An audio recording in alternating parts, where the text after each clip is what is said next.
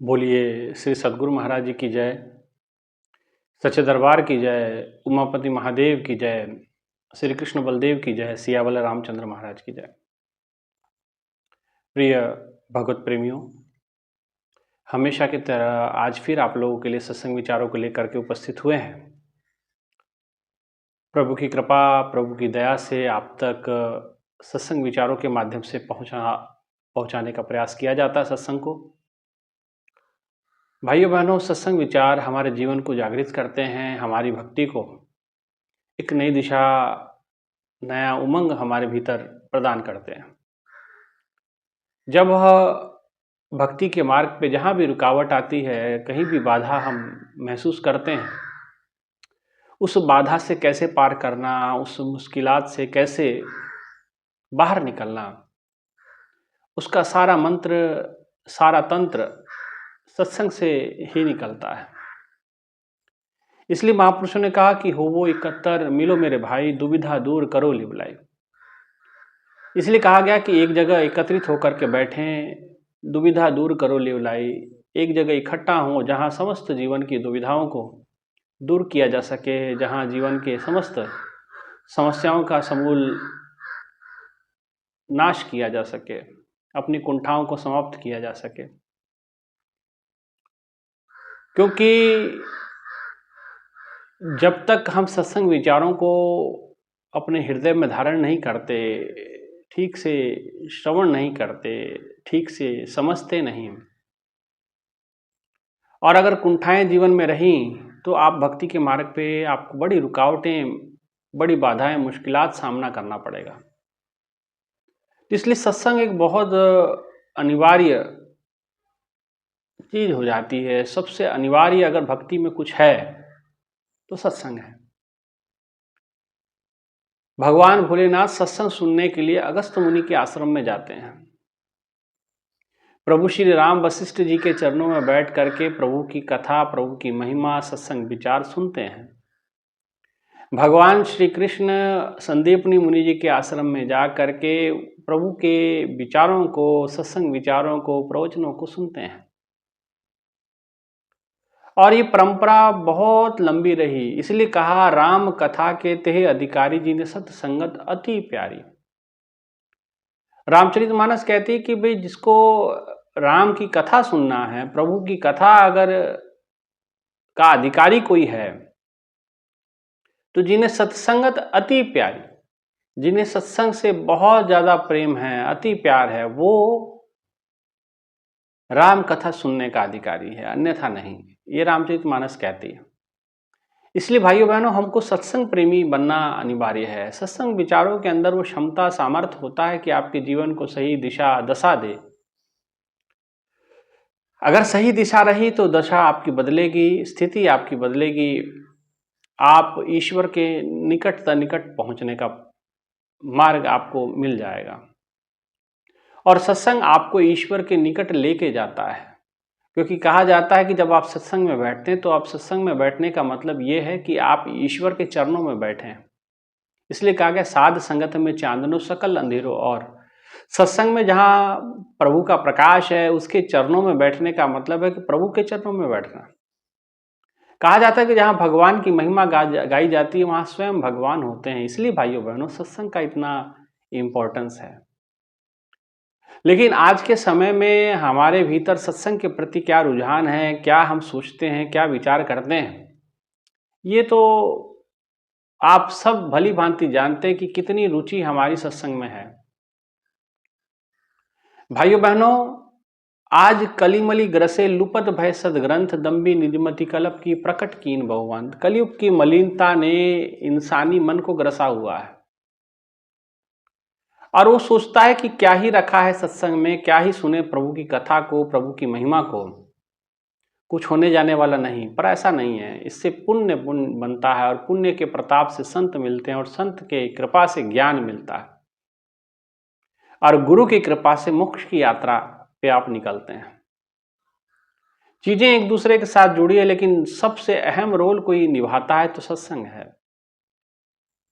लोग कहते हैं कि कलयुग की मलिनता इंसान के मन को ग्रसी हुई है, और उस जो मलिनता इंसान के मन को ग्रसी है, अगर उसको कोई ठीक कर सकता है तो सत्संग विचार कर सकते हैं, सत्संग कर सकता है।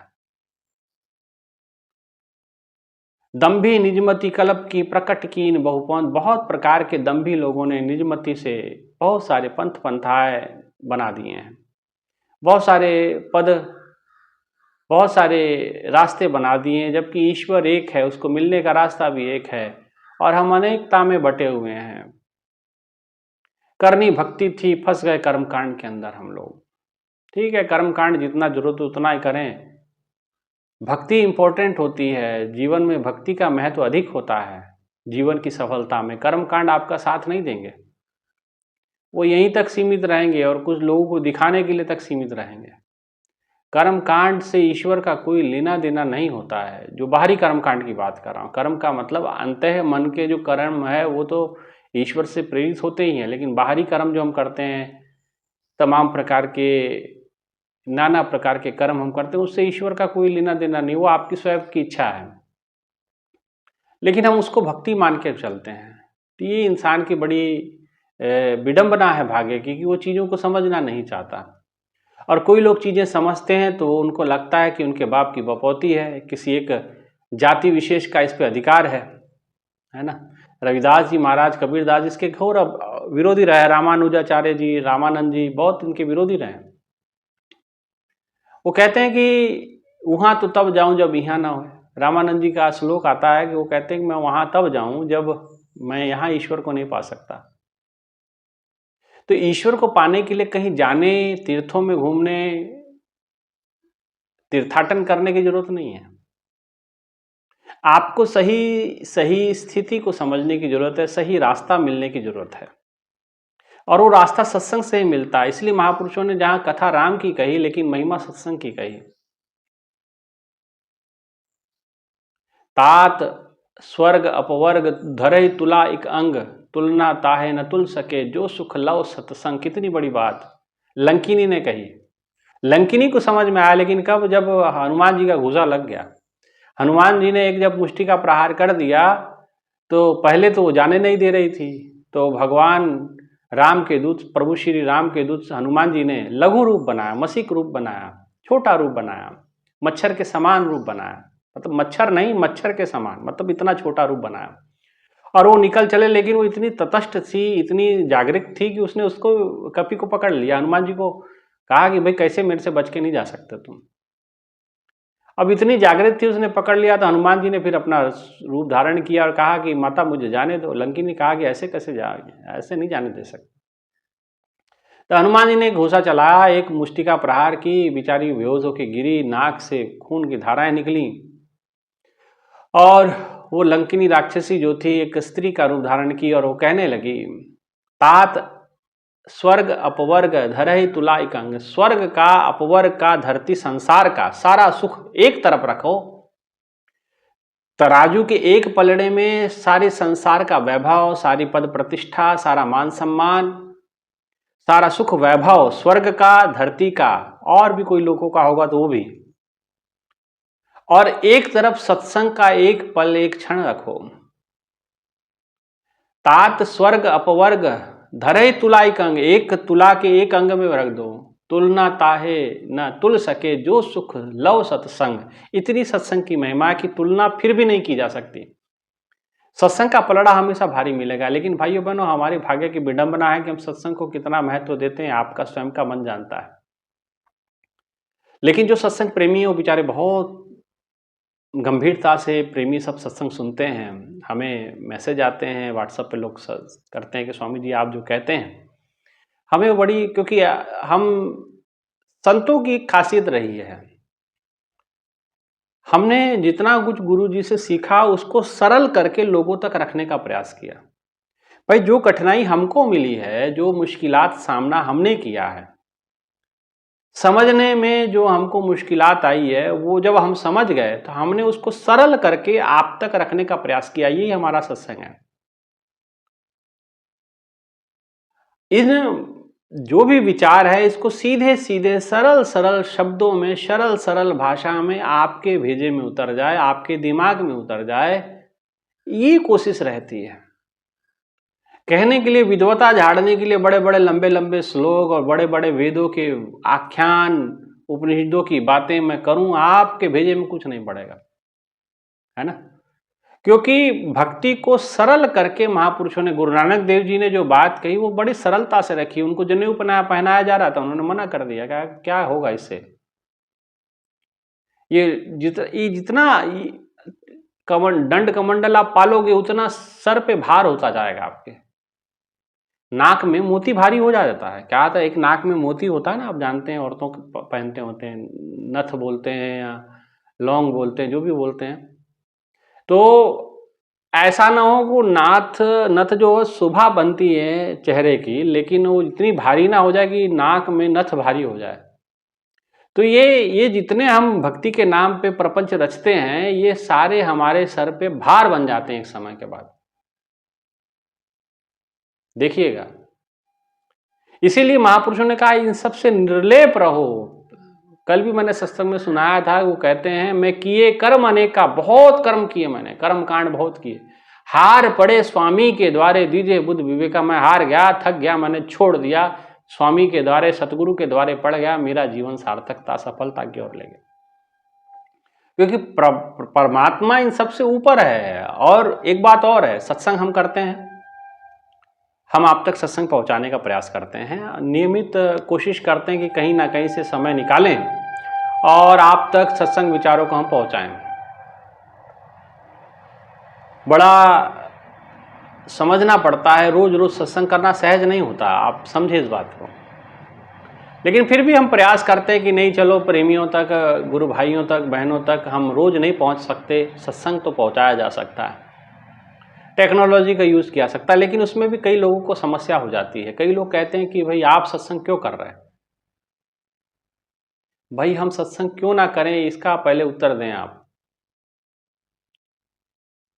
कहें आप गुरु की महिमा क्यों गा रहे हैं, क्यों गुरु की महिमा गाने का, सत्संग करने का ठेका सिर्फ आप लोगों ने लिया है कि आपके पास भगवान ने कोई कॉन्ट्रैक्ट लिख के दिया है कि आप ही करेंगे, आपके अलावा कोई नहीं करेगा। दुनिया में हजारों साधु हैं, हजारों पंथ हैं, हजारों संप्रदाय हैं, हर संप्रदाय में सत्संग, विचार, कथा, प्रवचन चलते रहता है। लेकिन कि आप क्यों कर रहे हैं, भाई आप क्यों कर रहे हैं, ये कोई बात थोड़ी हुई।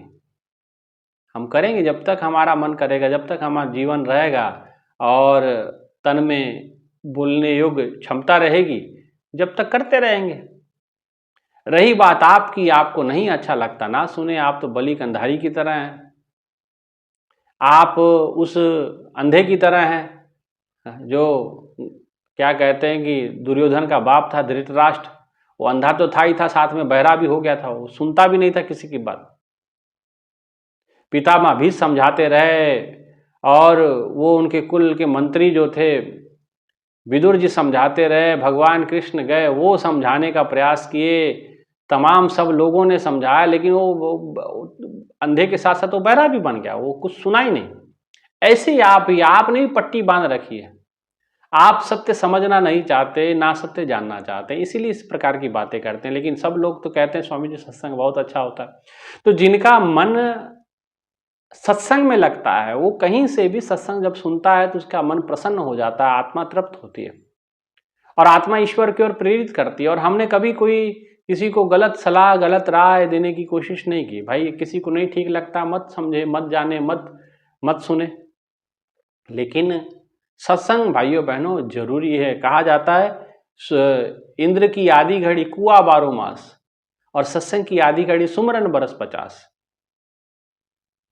कि सत्संग की आधी घड़ी सुमरन बरस 50 साल सुमरन साधना करते रहें, लेकिन सत्संग अगर आपने मन लगा के सुन लिया एक घड़ी का भी, तो 50 साल के सुमरन साधना के बराबर का हो जाता है। इसलिए भाइयों बहनों हमें सत्संग सुनने की जरूरत है। अपने मन का जो बवंडर है निकालिए। जब किसी के प्रति विद्रोह, द्रोह मन में रखेंगे और तो फिर आपको कुछ अच्छा नहीं लगेगा। आप कभी भी किसी संत के बारे में, किसी स्वामी जी के बारे में, किसी के भी बारे में अगर उसके प्रति नेगेटिव हैं तो उसकी कोई भी बात, अच्छी बात भी आपको अच्छी नहीं लगेगी, बुरी लगेगी। इसीलिए भाइयों बहनों, मन से सपने नहीं देखे परदोष। भगवान राम ने ये उपदेश दिया था कि सपने में भी परदोष नहीं देखना चाहिए, है ना। तो इसलिए आप अपना अवलोकन करें, हमें अपना काम करने दें, आप अपना काम करें और हम अपना काम करते रहेंगे। भाई आप बोले ना बोले, है ना। तो जिन लोगों को सत्संग अच्छा लगता है वो सत्संग सुनते हैं, वो प्रभु की महिमा को, क्योंकि गावत उदरे सुनत उदरे बिन से पाप घनेरे। गुरबानी कहती कि गाने से, प्रभु की महिमा गाने से पाप कटते हैं, सुनने से पाप कटते हैं, बिन से पाप घनेरे, हजारों लाखों पापों का नाश हो जाता सत्संग सुनने से। अगर वो सत्संग विचार आपकी आत्मा की खुराक बन गए तब, आपकी रुचि में सत्संग विचार आ गए तब। इसलिए महापुरुषों ने कहा, क्योंकि देखिए ये संसार है, संसार में साई संसार में भांति भांति के लोग, है ना। महापुरुष ने आदि गुरु शंकराचार्य जी कहते मुंडर मुंडर मतिर विभिन्ना।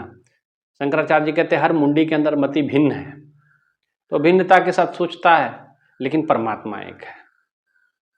और उससे प्रेरित होकर जो विचार आपको दिए जाते हैं, कोई हम ऐसा नहीं कि बहुत सारी किताबें हमने पढ़ी है, ना ना, बिल्कुल किताब आज तक हमने जितने भी सत्संग आपके सामने रखे, कभी किताबें पढ़ के हमने कभी कोई बात नहीं रखी। मेरे ख्याल से 700, 750, 800 के आसपास सत्संग होने वाला है जो यूट्यूब पे मेरे चैनल पे डला हुआ है। 800 सत्संग है। और मैंने नहीं कभी कोई किताब सामने रख करके कुछ, मैंने कभी कोई आपके सामने बात नहीं कही। ये जो मैं आपके कह रहा हूँ, ये मैंने सीखा है, मैंने समझा है, मैंने विचार अंदर धारण किए हैं, तो निकलते हैं बाहर। गुरु महाराज जी स्वयं मेरे से कहा करते थे, महाराज जी कहते थे कि आप ना वो पढ़ना शुरू करें, आप पढ़ाई करा करें, किताबें पढ़ा करें, ग्रंथ पढ़ा करें। महाराज जी कहते थे मेरे को, हमेशा कहते, जब भी मिलते थे महाराज जी कहते किताबें जरूर पढ़ा कर, ग्रंथ जरूर पढ़ा कर, है ना। क्योंकि किसी ने बताया कि महाराज जी ये सत्संग करता है। महाराज जी खुद कई बार सत्संग सुनते थे। हम गुरु महाराज जी कमरे में थे तो बाहर हम पब्लिक को सत्संग सुना रहे होते थे, 1-1, 2-2 घंटा, 4-4 घंटा, 5-5 घंटा लगातार खड़े होके बोलते थे। तो ये सब बात महाराज जी अपने कमरे में जब साउंड लगा सुनाई तो देता ही है। तो महाराज जी अक्सर पूछते थे कौन सत्संग कर रहा है, तो महाराज जी बताते थे कि स्वामी जी कर रहे हैं, हरिदासानंद जी। तो फिर एक दिन ऐसे ही महाराज जी ने बुला लिया, बैठाए, तो महाराज जी मेरे को कहे कि महाराज जी कहते ठीक है, बहुत अच्छा करते हैं, लेकिन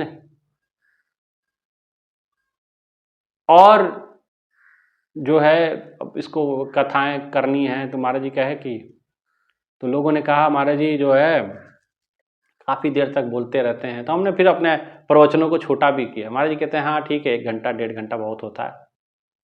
मैंने तो महाराज जी खुद बड़ी प्रशंसा करते थे। महाराज जी कहते हैं कि सत्संग बहुत अच्छा है, सब कुछ है ना। और आप जो नेगेटिव बात करते हैं वो कहते हैं कि भाई आप संस्थान में नहीं है तो आप सत्संग नहीं कर सकते। कोई सत्संग में भूल थोड़ी क्या, आदमी तो अंदर ही रहता है, गुरु भीतर ही बैठा हुआ है, उसका आशीर्वाद काम करता है। मैंने पहले भी कहा था कि गुरु की कृपा के लिए किसी जगह, स्थिति का या परिस्थिति का मोहताज नहीं होता गुरु। गुरु कृपा किसी पे भी हो जाती है, किसी आप पे हो सकती है, मुझसे अच्छा आप कर सकते हैं, कोई बड़ी बात नहीं है। जितना मेरे में समझ है, मैं समझ आपके तक रखने का प्रयास करता हूँ। तो कहने का मतलब मैं ज़्यादा बात विवाद में पढ़ता नहीं हूँ, सीधी सीधी बात मुझे समझ में आती है। गुरु, भक्ति, भगवान, सत्संग, ध्यान, साधना, सेवा, ये जो मोटी मोटी चीज़ें मुझे समझ में आई कि जीवन का सार इसी में छुपा हुआ है, यही चीज़ आपके सामने रखने का प्रयास करता हूँ, है ना। और कोई मेरा कोई इसमें अपना हित नहीं छिपा हुआ, मुझे कुछ नहीं चाहिए। मैं क्या, मुझे पागल कुत्ते ने थोड़ी काटा है कि रोज़ मैं 1 घंटा सत्संग करूँ। ये देखिए मैंने सामने मोबाइल लगाया हुआ है, ये मोबाइल फ्लाइट मोड में डाला है मैंने, ताकि इस सत्संग के दौरान कोई हमें डिस्टर्ब ना करे, है ना। और जहाँ भी मैं जाता हूँ, अब जब आश्रम में पहुँचूँगा, आश्रम में भी सत्संग करूँगा। लोग वहाँ भी लोग दिन भर घेरे रखते हैं, लोग आते रहते हैं, उनकी समस्याएं हैं, स्वामी जी ये समस्या है, किसी के कुछ अनुभव ऐसे हैं, किसी की कोई बातें ऐसी हैं, विचार उनके वो भी घेर के रखते हैं, उनकी भी बातें सुननी है। फिर उसके अलावा हमको सत्संग भी करना आपके लिए। अब ये सत्संग मैं करूँगा, इसको मुझे 1 घंटे के इसको सेटिंग करनी पड़ेगी पूरी, इसको लोडिंग करने में 2-3 घंटे लग जाएंगे। यूट्यूब पे लोड होगा, आज शाम तक लोड होता जाएगा और फिर कल सुबह आपको मिलेगा। आज मैं करता हूँ, कल सुबह मिलता है आपको। टाइमिंग सेट करके रखा हुआ है कि 6:30 बजे। लोग कहते हैं कि नहीं शाम को, कई यूट्यूब जो चलाने वाले लोग हैं उन्होंने कहा कि आप शाम को डालिए, शाम को लोगों की रीच अच्छी मिलती है। मैंने कहा वो सब नहीं, हम रीच रूच का चक्कर नहीं है हमारा। हमको पता है कि हमारे प्रेमी हैं, जब भी वो उनको नोटिफिकेशन आएगा, जब भी उनके पास समय होगा वो खोलेंगे, सत्संग जरूर सुनेंगे। मेरे गुरु महाराज जी के भक्त मुझे इतना अच्छी तरह जानता हूँ कि जब उनको मौका लगेगा वो सत्संग सुन लेंगे। उनके लिए कोई टाइमिंग की पाबंदी नहीं है। लेकिन मैं अपना एक समय कि सुबह 6:30 बजे, ठंड है 6:30 बजे डाल देता हूँ। पहले तो 6 बजे डालता था गर्मी के दिनों में, वो 6:30 बजे कर दिया है ना। तो कोशिश करता हूँ रोज सत्संग, मेरा भी पुण्य बनता है। सत्संग करते हैं तो अच्छी बात है, तो पुण्य तो मिलेगा ही, जो सुनेगा उसको ही पुण्य मिलेगा। और पाप कटेंगे वो अलग, आपकी समझ बढ़ती सत्संग की, और ईश्वर के प्रति आपका स्नेह बढ़ता है, प्रेम बढ़ता है। इसीलिए सत्संग का बड़ा महत्व हो जाता है, सत्संग की बड़ी इंपॉर्टेंस होती है। इसलिए देखिए, और एक बात है, सुमति कुमति सबके उर रही। विभीषण जी ने रावण को कहा था, समझाया था रावण को, तो रावण को एक बात कही थी कि रावण देखो, कुमति और सुमति सबके उर में रहती हैं, सबके हृदय में रहती हैं। अच्छे विचार भी रहते हैं, बुरे विचार भी रहते हैं सबके हृदय में, मेरे भी और आपके भी। लेकिन अच्छाई ग्रहण करनी चाहिए, अच्छाई आचरण में लानी चाहिए, अच्छाई को अपने हृदयस्थ धारण करना चाहिए और उस पर चलने का प्रयास करना चाहिए। गुरु महाराज जी ने हमें सच्चाई का रास्ता दिया। अस्तु माँ सद्गमय तमसो माँ ज्योतिर्गमय, हमें ज्योति का रास्ता दिया, प्रकाश का रास्ता दिया। अंधेरे की ओर क्यों बढ़े? और प्रकाश हमारे अंधेरे को हटाता है, अंधेरे को खत्म करता है। सत्संग हमें अंधेरे को खत्म करने का प्रयास करता है। इसीलिए सत्संग का महत्व है और गुरु का सिद्धांत है, गुरु के विचार हैं, गुरु के पास से सीखा है तो आपको बता रहे हैं। नहीं अच्छा लगता तो भाई अब मैं क्या ही समझाऊं, सब जग अंधा। कबीरदास जी कहते मैं क्या समझाऊं तुमको, सब जग अंधा। अगर आप अंधे होकर के, बहरे होकर के सब चलना चाहते हो तो चलिए, कोई मसला नहीं है। लेकिन देखिए, सत्संग सत्संग होता है, सत्संग विचारों में अपनी महानता है, उसका वैभव है। और ईश्वर की प्रसन्नता सत्संग में होती है। जब प्रभु खुश होता है तब सत्संग मिलता है। रब रूठे की यही निशानी, साकत पुरुष मत्थे लग जाए। और रब टूठे की यही निशानी, संता संग मिलाप हो जाए। जब प्रभु नाराज होता है तो ऐसे साकत पुरुष मिल जाते हैं, माथे पे लग जाते हैं।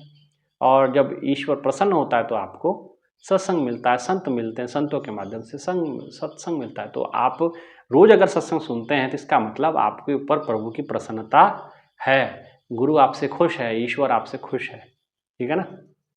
इसलिए ये पहचान है प्रभु की प्रसन्नता की। ईश्वर की प्रसन्नता कैसे है ना, तो ईश्वर की प्रसन्नता इसी में है कि आपको नियमित सत्संग विचार मिलते हैं और आप उसको सुनते हैं और मन आत्मा तृप्त होती है। तो समझ जाओ कि ईश्वर की प्रसन्नता, ईश्वर का आशीर्वाद आप पे बना हुआ है, ठीक है ना भाइयों बहनों। इसलिए इस आशीर्वाद को हमेशा बनाए रखें, नियमित सत्संग विचारों को पूरा सुने, बार बार सुने और लोगों को भी सुनाएं, समझाएं और इस भक्ति के मार्ग से जोड़ें, ठीक है।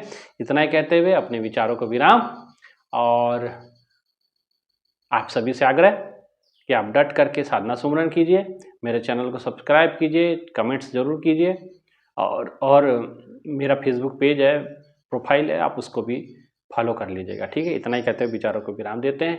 बोले श्री सद्गुरु महाराज जी की जय, सच्चे दरबार की जय, उमापति महादेव की जय। धन्यवाद।